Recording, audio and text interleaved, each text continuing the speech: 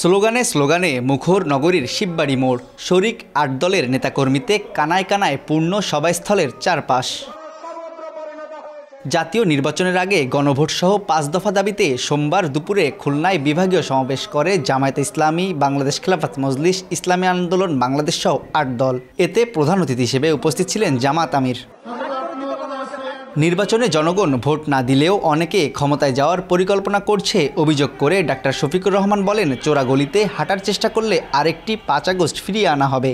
দুর্নীতি অব্যাহত রয়েছে, ক্ষমতায় না গিয়ে অনেকে ক্ষমতার দাপট দেখাচ্ছে।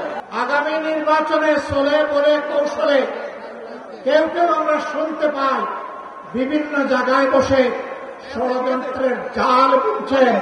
জনগণ ভোট দেওক না দেওক, ক্ষমতায় আমাদেরকে যেতে হবে। সন্ত্রাসকে, ফ্যাসিবাদকে তাড়িয়ে দিয়েছিল, সেই ৫ আগস্ট প্রয়োজনে আবার রুখে দেবে।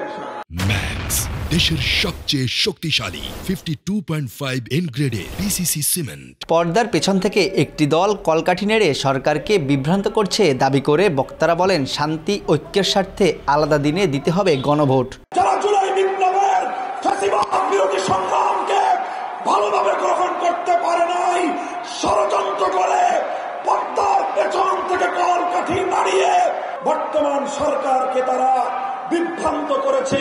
চিকিৎসা শেষে বাড়ি ফেরার সময় হাসপাতালে সাংবাদিকদের মুখোমুখি হন জামায়াতের নায়েবে আমির সৈয়দ আবদুল্লাহ মোহাম্মদ তাহের।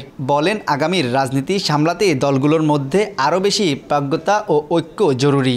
বাংলাদেশের আজকের এই প্রেক্ষাপটে বাংলাদেশের আগামী রাজনীতি এবং আগামী নির্বাচনের জন্য বৃহৎ রাজনৈতিক দলগুলোর ভিতরে আরও অনেক বেশি সমঝোতা, বোঝাপড়া এবং নীতিগত ঐক্য প্রয়োজন।